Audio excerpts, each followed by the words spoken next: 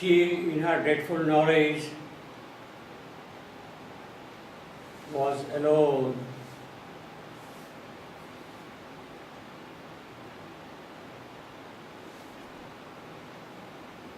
She was wondering all the while how the world around goes on in a usual manner, oblivious of grief and doom in life, as if it is taken to be part of daily existence, yet remaining unconcerned about it. The fragile happiness or the mortal love, that is what she was wondering at. Even her own love could be sort of fragile in the face of the doom she is going to face, she is going to meet shortly. But there is something still, something deep, something calm, something tranquil in the soul of Savitri, and she can watch all these movements, not only of the world outside, but also the movements going on within her own self. Her quiet visage, still and sweet and calm, her graceful daily acts were now a mask. In vain she looked upon the depths to find a ground of stillness and a spirit's peace. Still away from her was a silent being within, who sees life's drama pass with unmoved eyes, supports sorrow in the mind and heart, and bears in human breast the world and fate. That being was still veiled from her sight.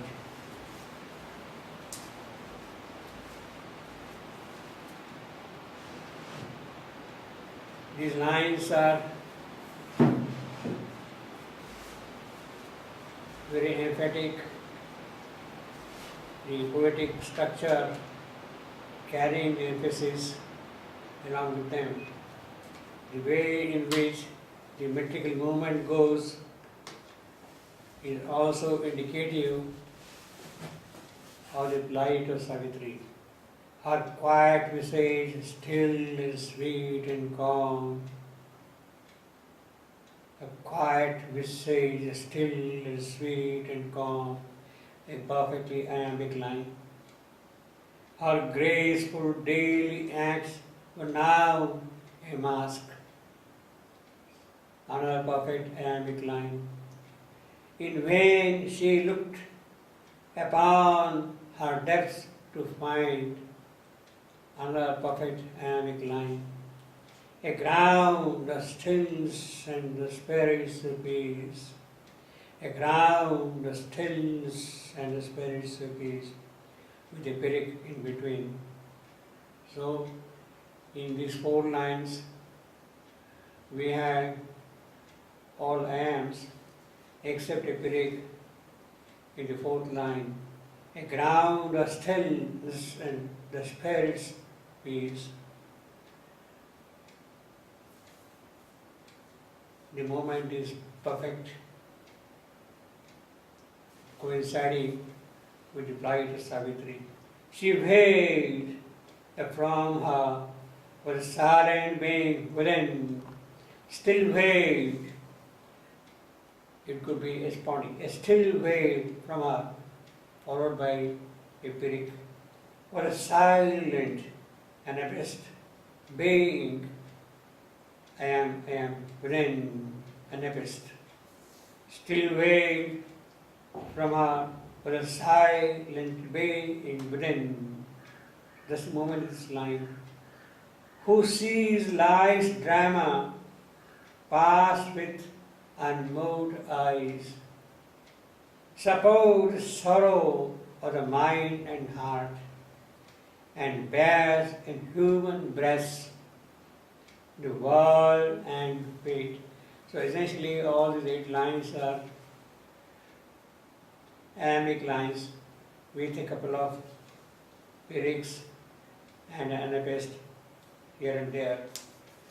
The next line also is perfect in its iambic form. A gleam,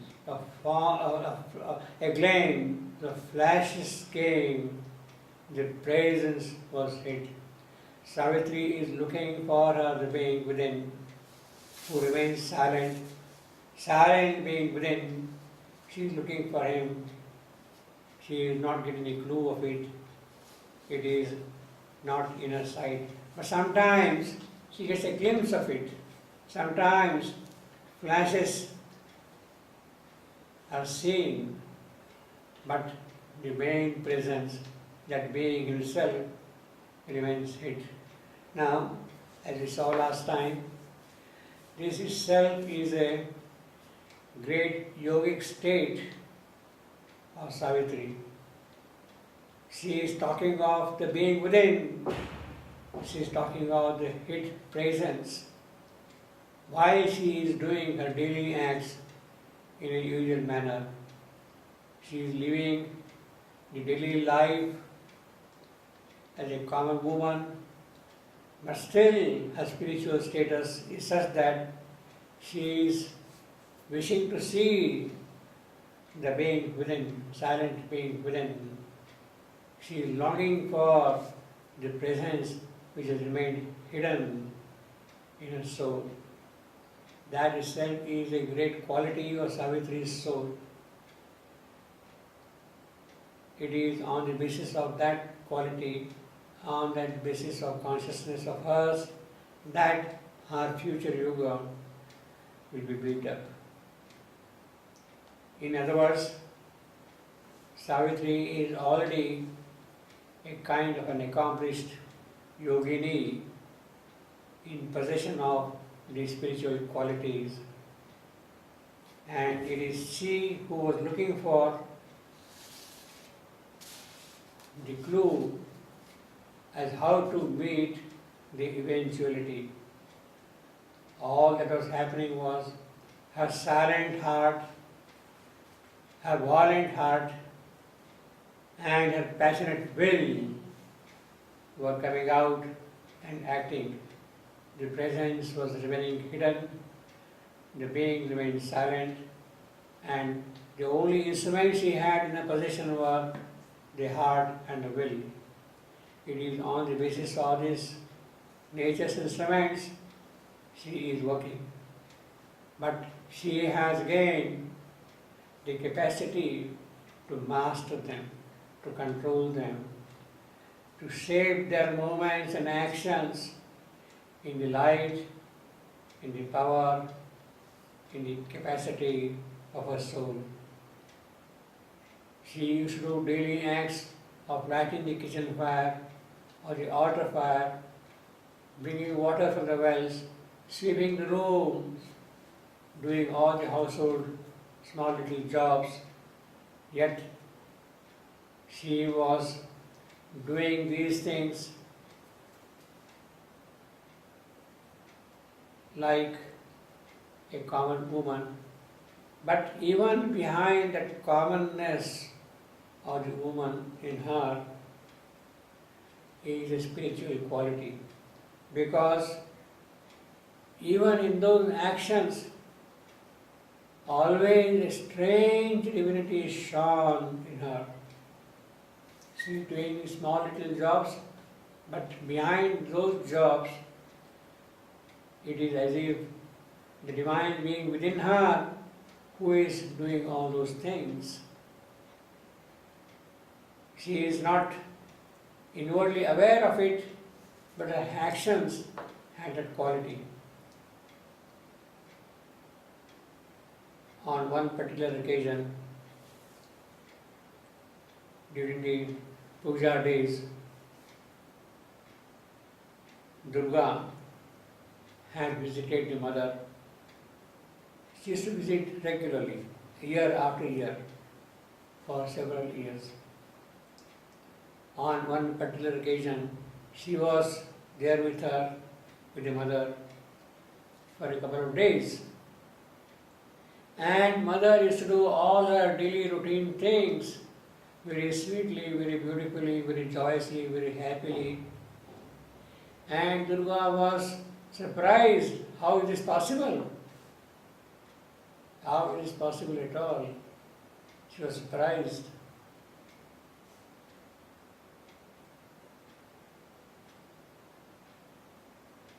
The difference is, mother's psychic being was always in the front. And it is on the basis of that psychic being all actions were being done. Durga, a goddess, does not have the psychic being, and therefore she cannot understand, appreciate the felicity, the sweetness, the joy of attending even the small little things there around. Savitri is also doing all the household jobs in a routine kind of a manner, but a strange divinity shone in all her actions because her psychic was always in the front, and it is that we saw everyone in that light. It is a psychic love which flowed out throughout the world, the love from the soul of Savitri, embracing the entire world. All love was hers, and this one heavenly cord bound all to all with her as golden tide. That is the quality of Savitri's soul, of her psychic being, and that remains always alert, alive, breathing, vibrant, active, even in these daily routine works of our life. A strange divinity was always there behind her, and to the gods it might look very amazing how this lady can do all these kind of things which they can't do. But when her grief to the surface pressed too close, she is doing these works, but obviously the grief is there and it will be always pressing forward. She cannot forget this place. In fact, she has come here not to forget grief. She has to attain to grief. She has to redeem the sorrow of this creation. She cannot forget about it. So, when her grief to the surface pressed too close, these things, the small little things which she has been doing, household jobs, lighting the kitchen fire, lighting the altar fire, pulling the water from the well, cleaning the rooms, all these little things, these things, once gracious adjuncts of her glory, even these small things, adjuncts of her glory, they are not essentials. They are aspects of her own greater personality, of her own greater activity, all these small things. Once gracious adjuncts of her glory seemed meaningless to her. They lost, when the grief surged forward, they lost content, they lost meaning. These things seemed meaningless to her. A gleaming shell, or were a round, mechanical and void, her body's actions shared not by her will. In all her acts, a strange divinity shone. We have a number of examples of this in the early stage itself of Savitri's life. Even as she was growing like a child, we see All her movements were divine movements. She had come here to do her unfinished divine task. She had come here with a will to pick up the earthly jobs. She had assumed, the incarnate power had assumed an earthly shape. And when she was born, and when she was growing, even as a child, at once she seemed to found a mightier race. She was ready to establish a mightier race. Even as a child, she had that consciousness, that awareness, that realization deep in her consciousness. Maybe we could read some of those passages which show how Savitri, even in her childhood, was divine.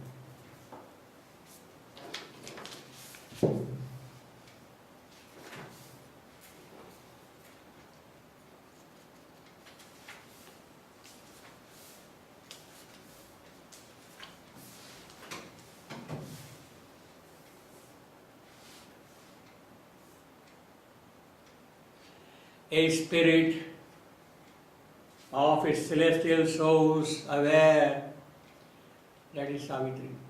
A spirit of its celestial souls aware. There cannot be any more definite statement about Savitri's avatarhood than this. Celestial souls aware descended into earth in perfect mode, and wept not, fallen to mortality, but looked on all with large and tranquil eyes. One had returned from the transcendent place. Savitri is coming from the transcendent place. She keeps on coming again and again. She has returned once more from the transcendent planes, and bore anew the load of mortal breath, who has striven of old with our darkness and our pain. She took again her divine unfinished work, unfinished task, survivor of death and eonic years. Once more, with a fathomless heart, she fronted time. She took again her divine unfinished task. She has been coming again and again, yuge, from age to age. She is returning from the transcendent to complete her unfinished task. Well, she has been coming. Will she be able to finish her task now? The task had remained unfinished through all her past births. Will that task be now finished? The divine task be accomplished in this birth of hers? So obviously, the suggestion here is that yes, it will be got done. There is no doubt about it. Savitri has accumulated all the yogic powers, birth after birth she had acquired, and now she has to launch herself on a yoga which will conquer death. And when death is conquered, her divine task shall be finished. Does it then mean that once a divine task is finished, she will not come again? She need not come again. She has no business to come again. Certainly, that is not what is implied. She has accomplished a major divine task of conquering death that is definitely there. But the divine manifestation is infinite, is endless, is ever progressive, growing from stage to stage, now not in ignorance, but in knowledge, in splendid possibilities of the infinite.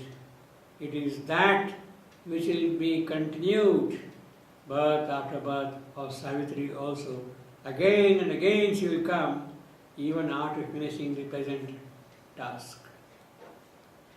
Again there was renewed, again revealed the ancient closeness by earth vision veiled, the secret contact broken off in time, etc., etc.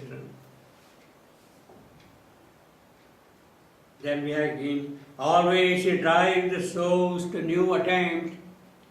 That is her task, to carry the soul of the earth, to carry the souls of men on the divine path. Always she drives the souls to new attempt. Always a magical infinitude forces to aspire the inert brute element. Once more for that purpose, once more that will put on an earthly shape. Savitri has come for that purpose once more. Some mission power in her half-awakened frame, that is the condition of Savitri at the moment, half-awakened frame, nursed a transcendent bird's dumb, glorious seed, for which this vivid tenement was made. Even as a girl, as a baby, as a child, even in her childish moments, could be felt the nearness of a light still kept from earth, feeling that only eternity could share thoughts natural and native to the gods, thoughts natural and native to God. This is what this little girl, this little baby is harboring in her being.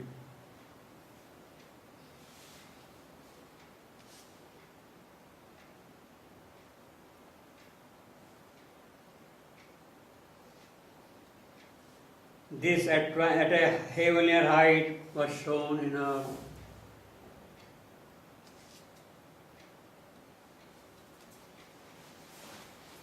An invisible sunlight ran within her veins and flooded her brain in heavenly brilliancies that woke a wider sight than earth could know. Outlined in the sincerity of that ray, her springing childlike thoughts were briskly turned into luminous patterns of her soul's deep truth. And from her eyes she cast another look of all around her that man's ignorant way. With a greater nature she was one. A mind of light, a life of rhythmic force, a body instinct with hidden divinity, prepared in the image of the coming God.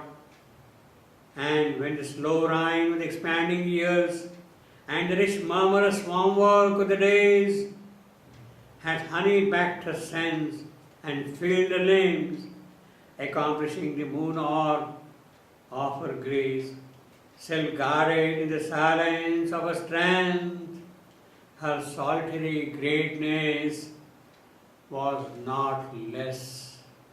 Even as a child, this is Savitri.